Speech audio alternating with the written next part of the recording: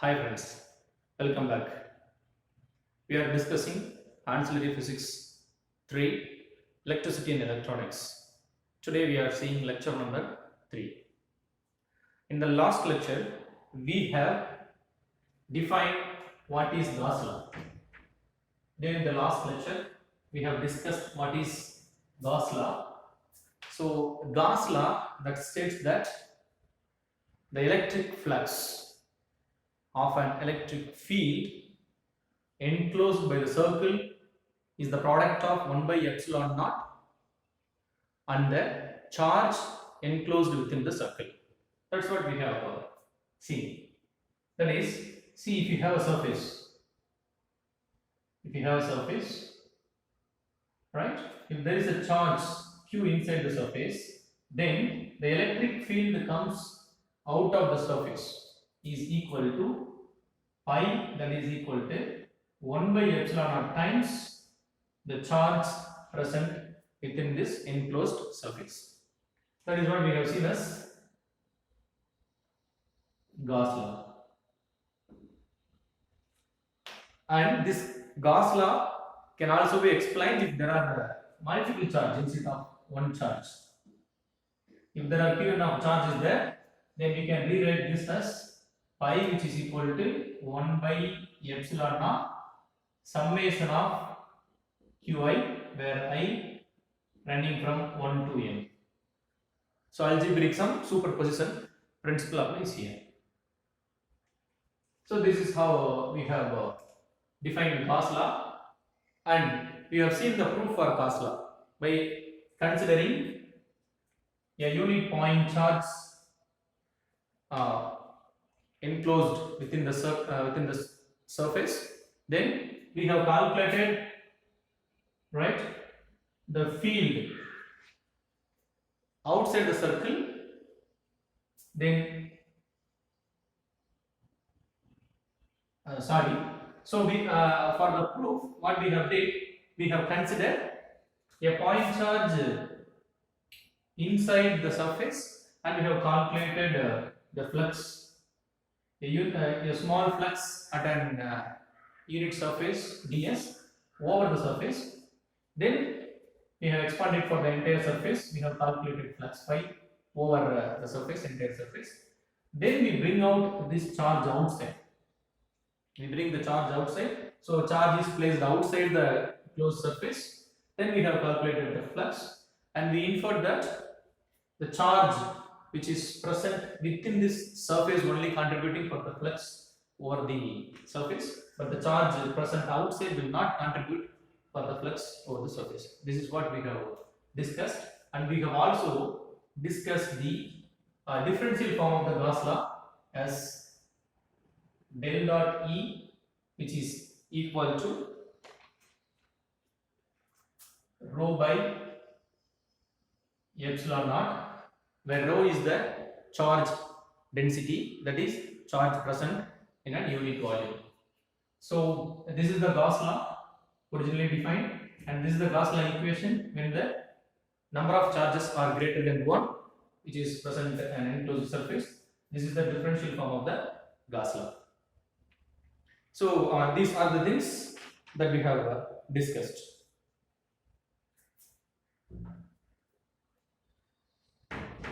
Today we will see 3 applications of Gauss law. So what we are going to discuss today is, we are going to discuss the applications of Gauss law. That is the topic that we are going to discuss today. And the first application is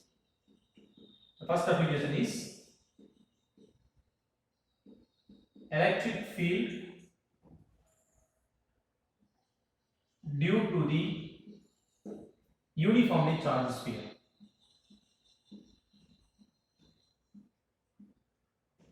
Uniformly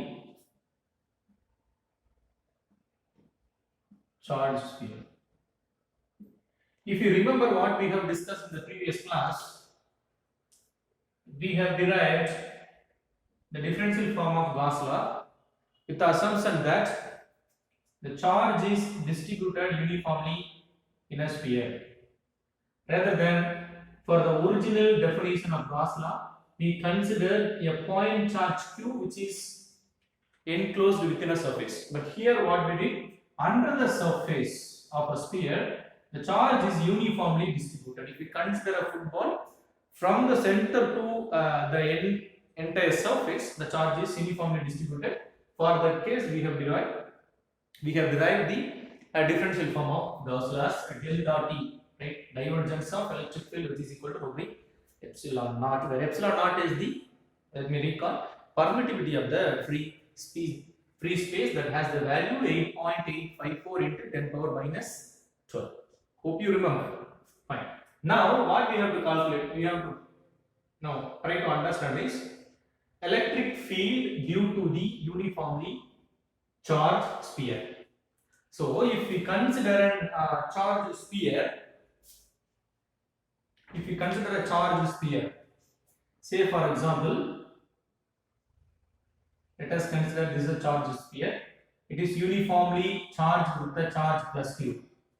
Assume that from the center to that arc, it has the radius capital R. And we say that this is the uniformly charged sphere. Now, what we are going to do is we are going to consider three cases. Case number one, E, right, electric field, which is denoted by E vector, this E outside the sphere, that is E at here. This is case 1. E outside the sphere. Second case, E at the surface of the sphere. This is second case.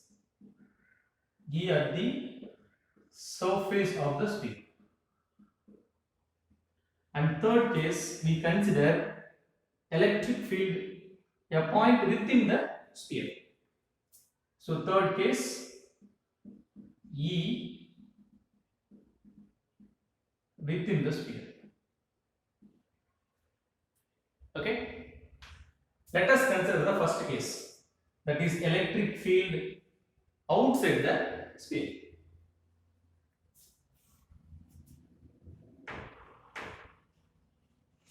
So electric field due to the uniformly charged sphere has three cases.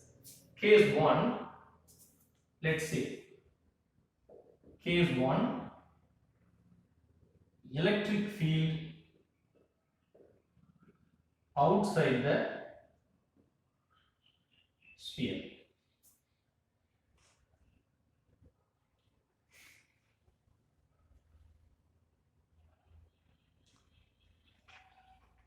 See, in order to derive this equation, let us consider a small sphere of radius R, capital R. Within this, the charge plus Q is filled, uniformly distributed, which means the electric field lines are directing outwards.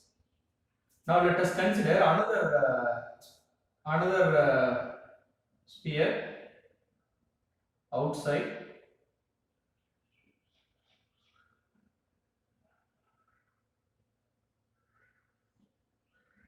Another sphere outside this, and this outer sphere has the radius small r.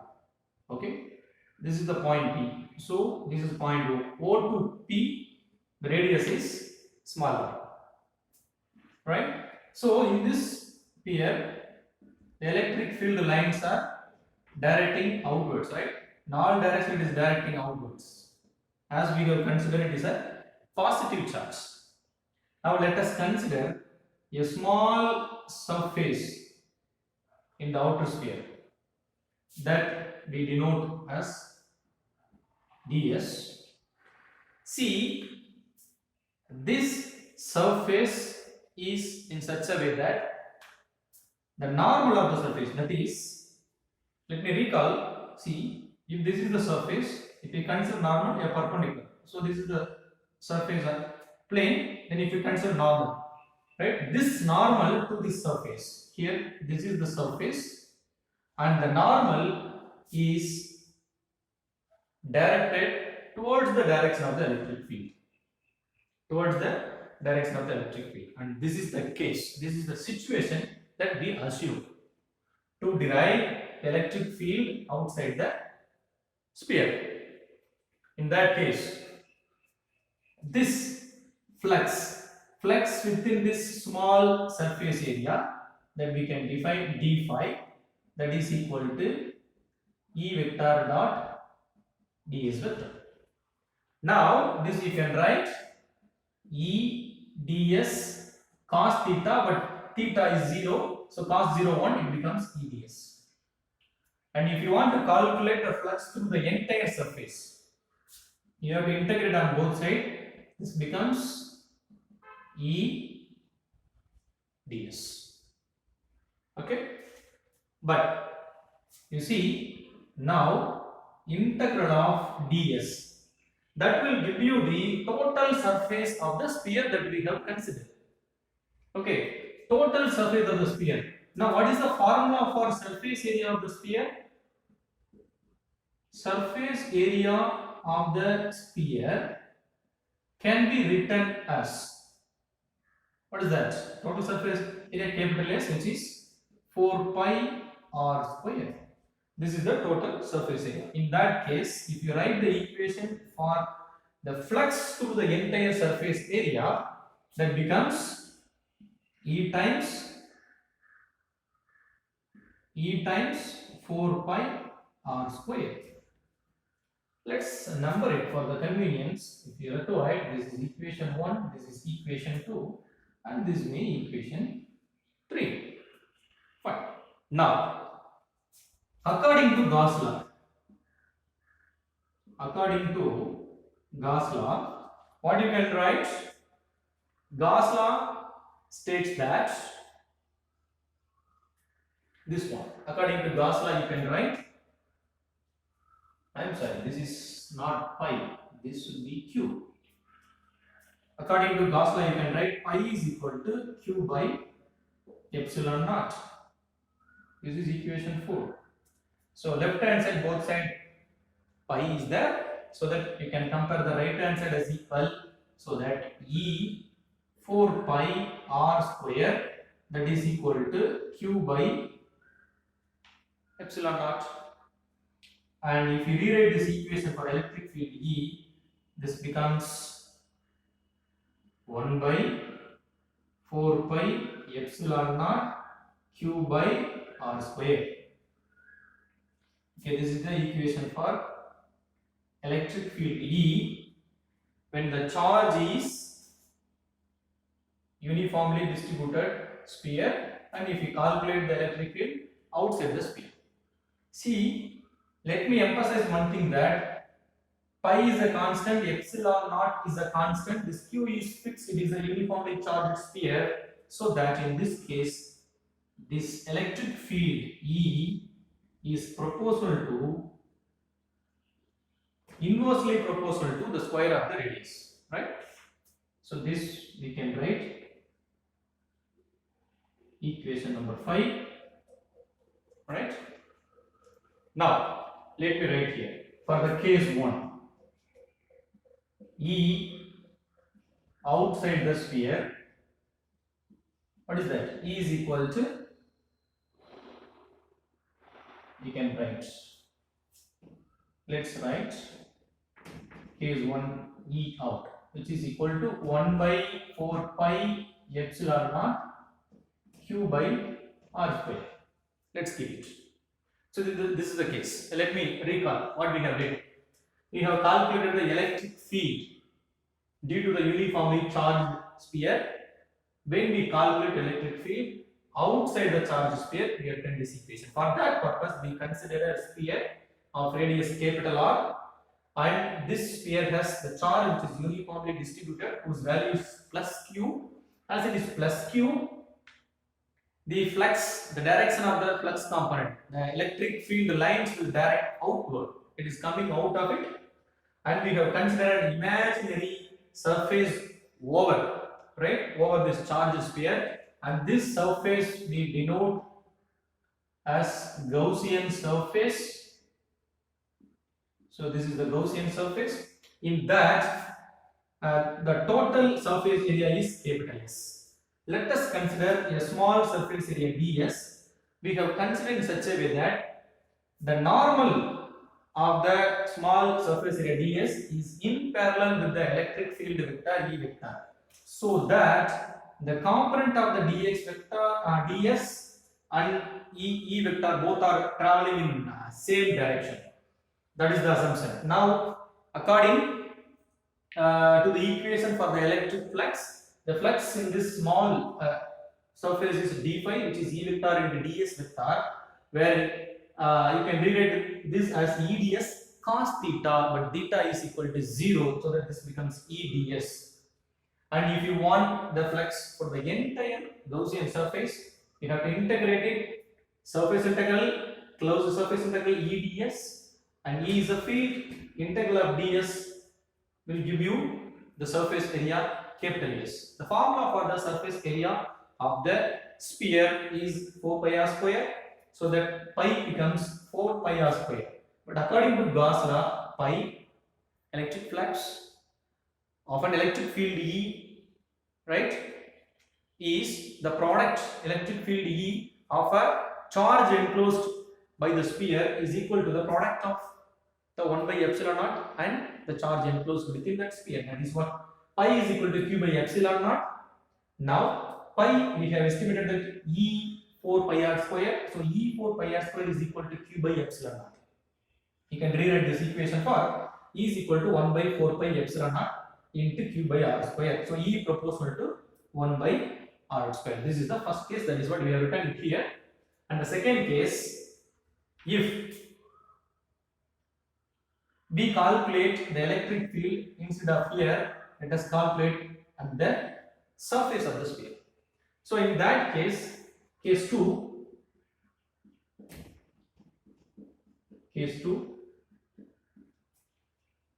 E at the surface of the sphere.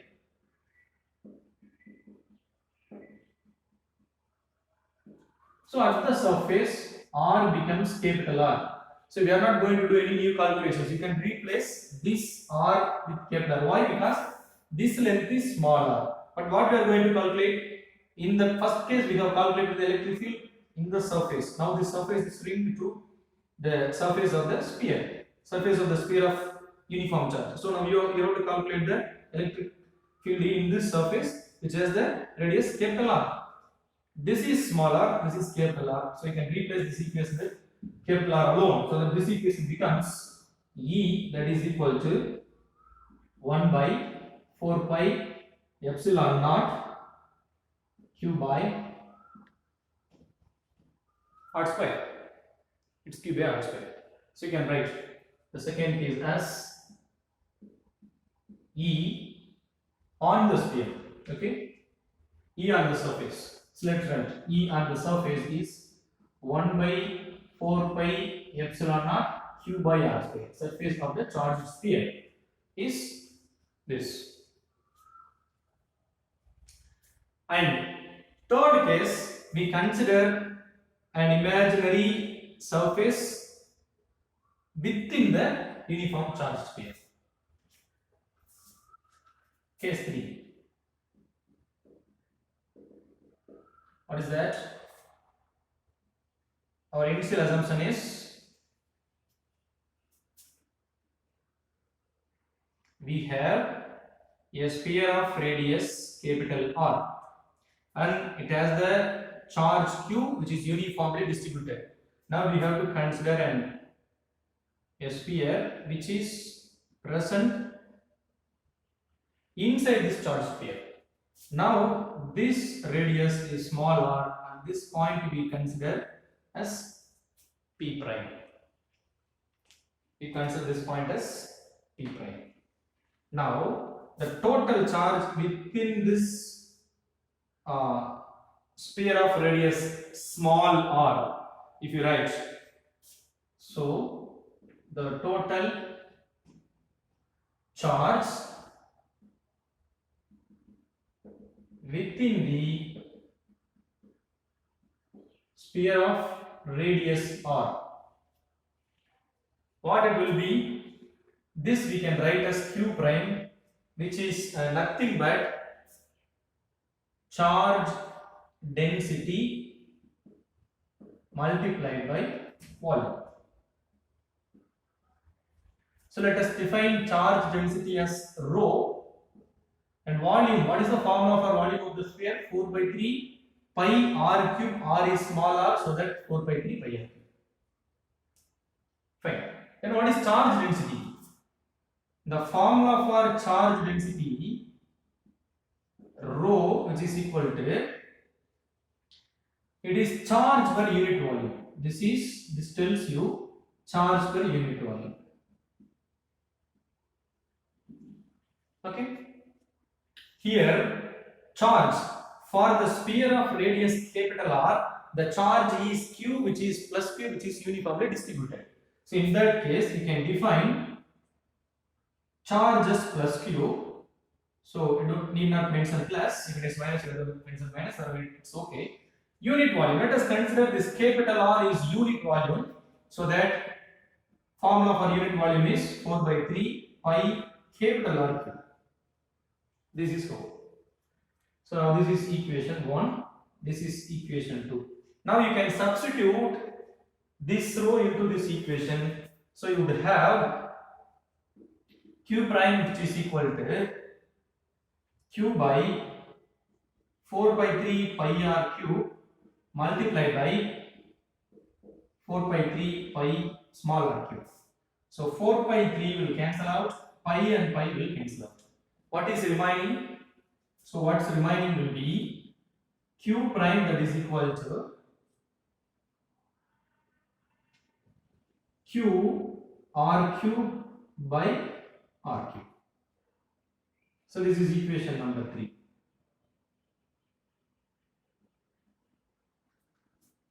Where q prime is the charge within this sphere of radius r, is charge density multiplied by the volume. Charge density is rho, volume of the sphere with radius small r is 4 by 3 pi r cube. It's just simply the formula for the volume. And charge density, by definition, we can write rho equal to charge by unit volume.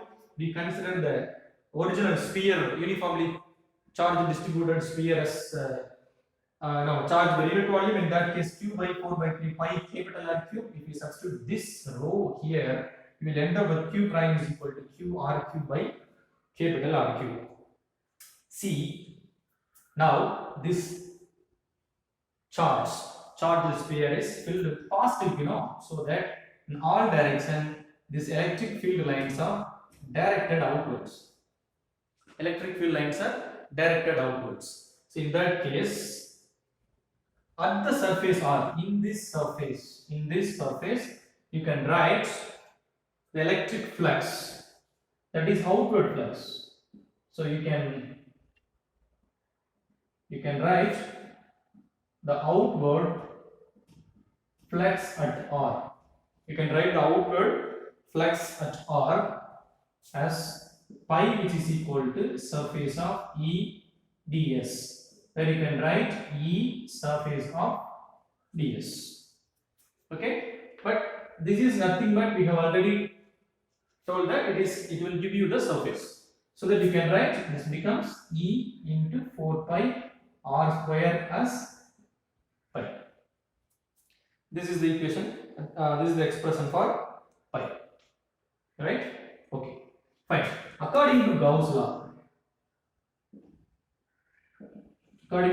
law, what is that? This pi is equal to q by epsilon naught. In this case, q prime by epsilon naught. So that according to Gauss law, pi is equal to q by epsilon naught originally, but we have pi is equal to q prime by epsilon naught. We can write this E, pi is equal to E4 pi r square. So E4 pi r square, which is equal to q prime by epsilon naught. But what is q prime? Q prime is equal to q r cube by r cube, right? So this you can write E 4 pi r square, which is equal to q r cube by capital R cube multiplied by 1 over epsilon naught. And if you rewrite this equation for E, we write this equation for E, and it becomes E is equal to Q R cube by R cube epsilon naught multiplied by 1 by 4 pi R square. In that case, this R square and here an R square will goes off. What is remaining? E is equal to 1 by 4 pi epsilon naught Q R by R cube. Q R by R cube. Now, in this case, R is the radius of the charged sphere, that is fixed. Q is the charge, that is also fixed. So now you can write E is directly proportional to, as these are all constant, you can write E is proportional to R. So in the third place you can write E within the sphere. So E inside the sphere, electric field inside the sphere, you can write 1 by 4 pi epsilon naught EI, which is equal to 1 by 4 pi epsilon naught QR by RQ. QR by RQ. Right? Would you able to understand this point? How we have written E proportional to R? Because in this case, this parameter Q1 charge Q1 radius capital R. This radius capital R is fixed. No, we have considered initial consideration is uniformly charged sphere of radius capital R charge plus Q. So these both are fixed. This only. You have considered some point inside. So that point may be here, maybe here, maybe here. So this small r only varies. So that all these points are fixed constants in our case, so that E directly proportional to R. So these are the three expressions. The first expression E naught equal to 1 by 4 pi epsilon naught Q by small r square is the electric field that is calculated outside the sphere, whereas E is equal to 1 by 4 pi epsilon naught small q by capital R square is the electric field calculated on the surface of the charged sphere of radius capital R. Then EI, which is equal to 1 by 4 pi epsilon naught QR by R cube, is the electric field which is calculated inside the sphere of radius that we have considered initially. Right? So this is the three cases where we have calculated the electric field due to the uniformly charged sphere. And then let us consider these three expressions. Let's come for a conclusion. Let's make a drawing. What is our assumption? Our assumption is a charged sphere of radius R. Our assumption is the charged sphere of radius R. Okay? You can say that this radius is R. Now, let's make a line over here. See, this is the value of electric field E, right? And this is the radius R. The radius R from the origin, right? Let us consider we are calculating electric field at different point. Electric field at the origin, and electric field somewhere from the origin. This is R in this case, and if you are going from here R2, and if you calculating the electric field here in that way. But we have only 3 points. We have calculated electric field outside the sphere, right? This is case 1. This is case 1. We have calculated electric field at the surface. We have calculated electric field inside this. Let's see what happens. For the electric field within the sphere of radius that we have considered, what happens? E is directly proportional to what? R. E is directly proportional to R. We said in this case E I directly proportional to R. So if you increase the R 1 unit, right, electric field will increase 1 unit. Right, in that way it will go up to what? Up to this point. This is valid up to here. So electric field will be keep on increasing. Electric field will be increasing when you increase the radius, when you increase the distance from the origin towards the surface of the sphere that is enclosed within the enclosed the charge. But remember, charge is uniform, but field is not uniform. You may have one-word questions. Here, charge is uniform throughout the sphere, but not the field. Field will increase, and it goes increase in the manner directly proportional to or up to the surface.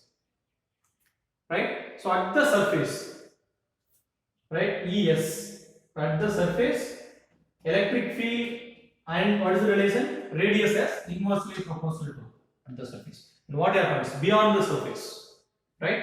So at the surface there is no contribution of small r, and you can say that here small r capital R are same, right? Fine. But beyond that surface, what will happen? Outside electric field is inversely proportional to the square of the radius. Inversely means if you increase the radius, electric field will decrease. How much? If you increase, so in the relation of square of the radius, so that it will decrease like this. So here E proportional to R, here E proportional to 1 by R square. So this case within the sphere, this is within the sphere and this is outside the sphere. So in a nutshell, electric field increases within the sphere, electric field decreases outside the sphere, electric field increases directly proportional to or inside the sphere, electric field decreases with 1 by R square ratio outside the sphere. What about on the surface of the sphere? And the surface of the sphere is equal to maximum, because except this point, for all other points E is small. So you can write E equal to E max at surface of the charged sphere. E is equal to E maximum at the surface of the charged sphere. So these are the informations that we have inferred from the electric field due to the uniformly charged sphere. This is application number 1 for Gauss law. And let's move to application number 2. Application number 2 is electric field denoted by E vector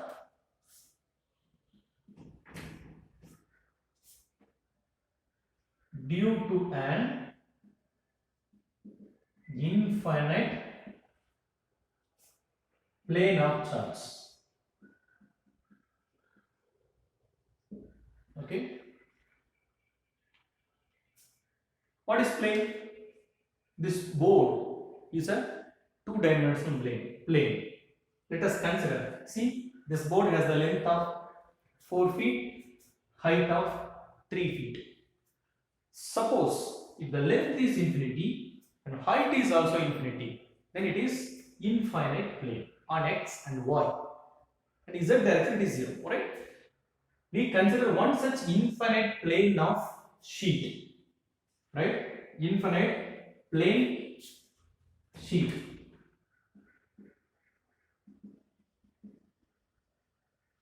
Infinite plane sheet. And this sheet is non-conducting. So the charges in that sheet remains there. Now we have to calculate an electric field at a point in front of the sheet, at a point behind the sheet. Then let us calculate, summarize that, what is the net field. Okay. For that purpose, let us draw a plane. Let us draw a plane sheet. It consisting of charge plus charge. It consisting of positive charge everywhere which is uniformly distributed. Okay. And let us assume that this charge, this sheet has very thin sheet and it has the surface charge density.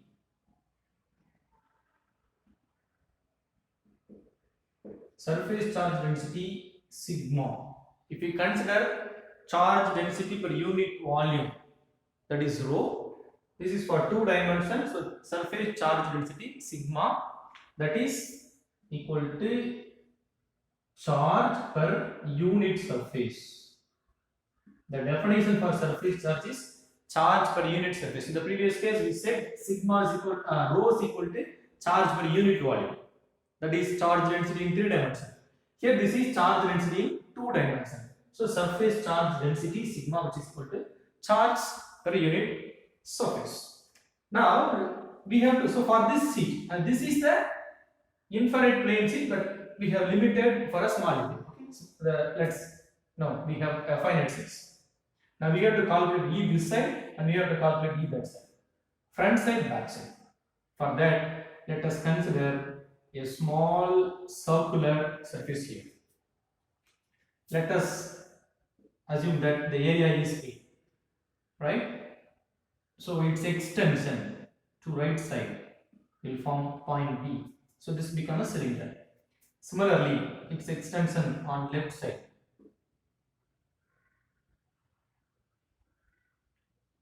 form the point P prime, and this distance is R. This distance is also R. The point P and point P prime both are located on either side of the sheet and an equal distance R.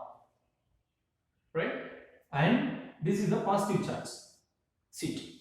So in that case, the electric field lines will directed outward on this side and this side. Both sides will be directed outward. So here the direction of the electric field vector is directed outward. This side also it is directed outward. Okay.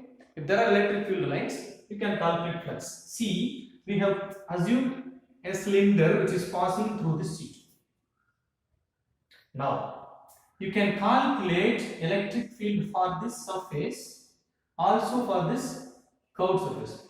If there is a cylinder, see this is the cylinder. This pen is a cylinder. Now we can calculate electric field for this side, cylindrical side, as well as this flat side, right? But here see, in this side, this electric flux lines, see this is the field line, and there is a surface component, right? The small surface component ds. Here this ds component will be flowing on the direction of the electric field line. So E ds cos theta, where theta is equal to 0. So E ds exists so that pi exists.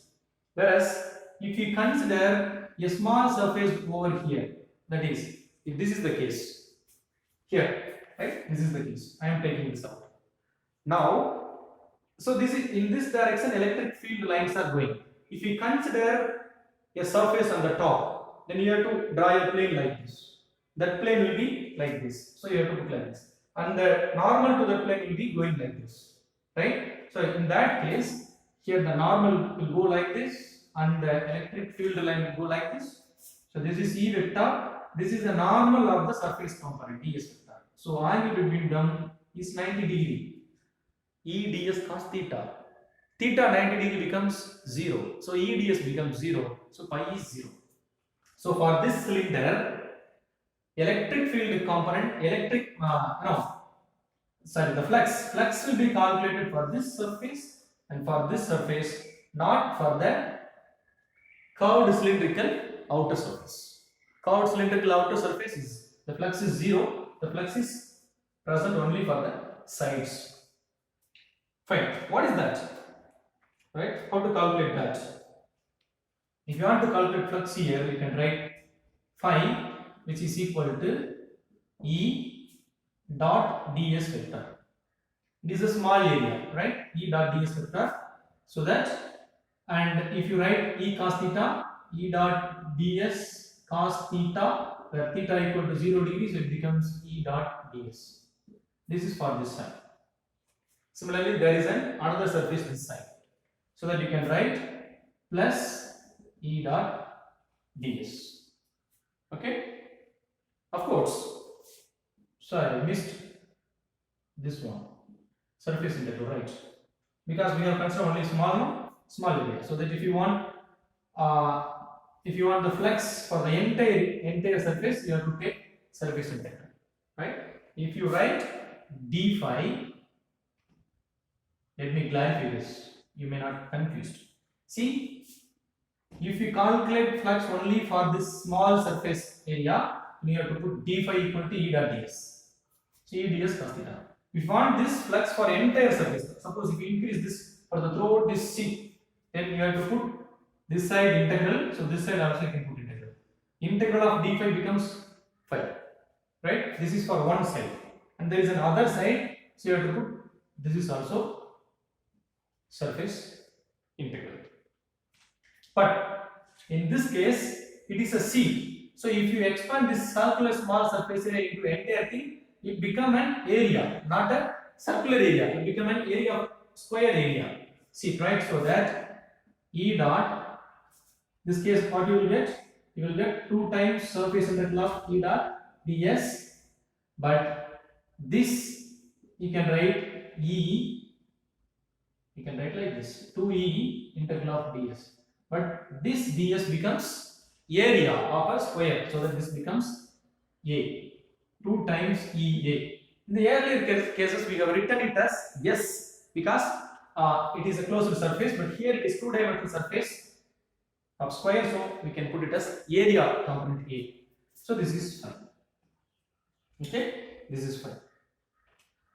So this is the net flux. This we can denote as net flux flowing through this side and the back side. It's net flux. What about net charge? If you want net charge, what do you have to do? Charge is Q, right? Net charge is Q. You can calculate the net charge as surface charge density sigma multiplied by this area. So if you want the net charge in this plane, if you want to calculate the net charge in this plane, you have to multiply surface charge density with the net. That is, if you can able to calculate, if you know the charge in this area, then you can multiply it to the whole, you will get the net charge. So charge in this small area is called surface charge density, and the entire area is capital A. You can multiply that, you will get the net charge. Okay, you will get the net charge. So this is net flux, this is net charge. So you can say equation 1, this is equation 2. Now according to Gauss law, what is the Gauss law? Gauss law tells that flux is equal to 1 by 4 pi epsilon naught charge. So in this case, for our case, flux is 2 times EA, charge is sigma A by epsilon naught. If you rewrite this equation for E, it will give you sigma, you can cancel out A and A, so that sigma by 2 epsilon naught. Sigma by 2 epsilon naught is the expression for electric field E on either side of a plane sheet that we have considered. See, in this case, you see this is the radius, this is distance. This distance, what is the distance at which we are calculating the electric field? That is not coming into this equation. Distance is not part of this equation, which means the electric field is independent of the distance. The electric field is independent of this distance of the cylinder. The length of the cylinder cannot be incorporated. No, it is not the part of this equation.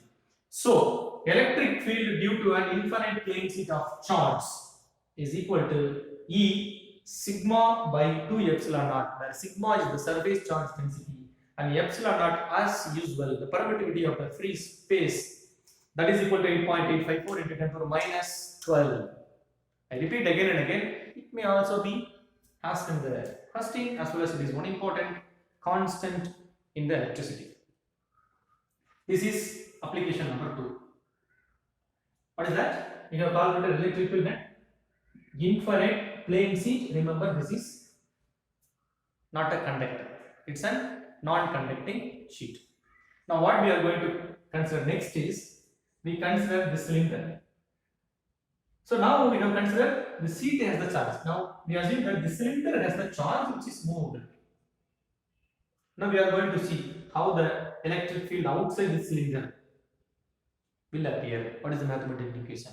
That is what we are going to see in the third application. Application number 3. 3, that is electric field E near the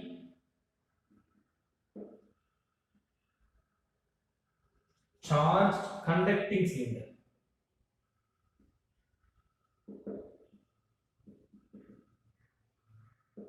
Charged conducting cylinder. To understand this, let us consider a cylinder. Let us consider a cylinder of length L, whose length is, we can say this, what is that? Fine. So we have a cylinder AB. We have a cylinder AB. It consisting of positive charge everywhere. It consisting of positive charge everywhere. Now, so this is the round cylinder, right? It's conducting. Then electric field lines will be directed outwards at any point. It's like this is the charge sphere. It is conducting. So electrons flow from this side to this side or this side to this side. Any side you can consider. So what will happen? Electric field lines will be going outward from all the directions of the cylinder. Okay, fine. Now, in order to estimate an electric field at a point near to this cylinder, charge cylinder, what do we have to consider? We have to consider an imaginary cylinder which encloses this charged conducting cylinder. Let us consider an imaginary cylinder. Okay. Now this cylinder has radius r. The radius of this cylinder is small r and the length of this cylinder is small l. Let us consider a point P here. At this point P, right, the electric field line will directed outward. And if you draw a surface, then the normal to the surface ds plane, this is also will go outward. So now this direction of the ds and direction of the electric field line will be same. So that here you can calculate flux. So flux is possible. So at any point in the curved surface, and any point in the curved surface, in this any point in the curved surface, the calculation of flux is possible. What about this side? What about this side? For this side, so this is the normal component, and this is the direction of the E.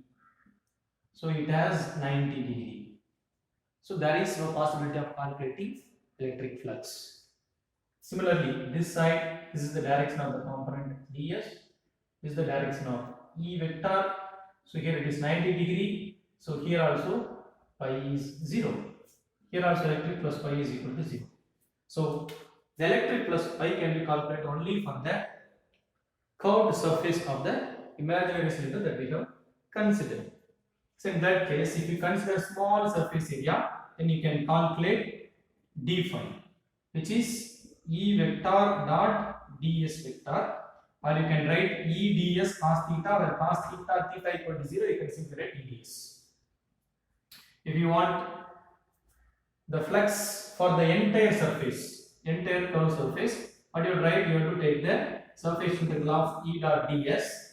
You can take E outside, so integral of ds. See here, what is ds? The entire ds, it is surface area of the surface area of this circle multiplied by this length. For a cylinder, surface area equation is E multiplied by 2 pi r into L.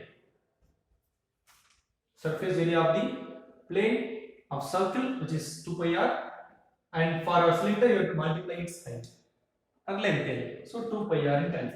This is fine. It is the net flux calculated over this circle. Okay, and what's that? Net charge. Next point. So this you can write net flux. Next we have to calculate net charge. Okay, net charge.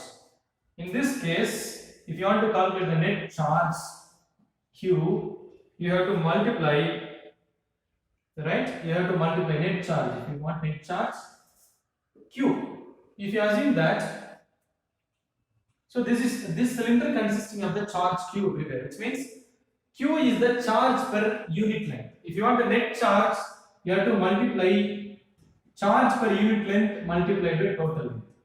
So net charge Q in, you can write Q into L. Right? Now according to Gauss law, you can write I, which is equal to Q by epsilon. In our case, this becomes Qn. Right?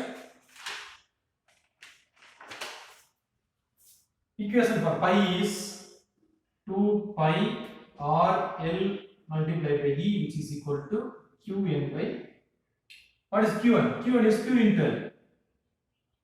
Qn is Q into L by epsilon naught. So L and L will cancel out. If you want E is equal to 1 by 2 pi epsilon naught Q by R. 1 by 2 pi epsilon naught Q by R. From this, what we have inferred? Electric field will has the inverse relation with the cylinder radius. Okay, which means the electric field is maximum at this cylinder. If there is a conducting cylinder, E is maximum at this surface border. When you go out from this, if you measure the electric field here, if you measure electric field here, if you measure electric field here, the electric field will slowly decrease. Right? E is inversely proportional to R. That is E proportional to 1 by R. Epsilon naught Q are constants. So the electric field E near the charged conducting cylinder can be written using this formula. E is equal to 1 by 2 pi epsilon naught Q by R. And what is the information it gives? An electric field will decrease when you move away from the surface of the conducting cylinder that we have considered. Let me quickly go through this. What is that? Initially we have considered a conducting cylinder, right? It's a conducting cylinder. It has the charge Q. That is, Q is the charge per unit length. Okay. Now we have considered an imaginary cylinder which enclosing this conducting charge cylinder whose length is L, whose radius is R. Right? Both has the co-center, unicenter. Fine. Now we explained that the flux component on the surface of the cylinder, there are two surfaces. The surface of the cylinder is 0, whereas electric flux only appears on the curved surfaces. That we have calculated net flux phi is equal to 2 E 2 pi RL, and we set the charge per unit length is Q. So net charge is Q, and the length, this is the length. The length of the imaginary cylinder, that is the net charge which is contributing for the flux, right? Right? Now, according to Gauss law, you can write phi equal to Q by epsilon naught. You substitute this and this, you'll enter here. So, in this lecture, we have discussed the applications of Gauss law. One thing, electric field E, right, of a charged sphere. In that, we have considered three cases: the electric field outside the sphere, the electric field on the surface of the sphere, electric field inside the sphere. And we have drawn a diagram as well.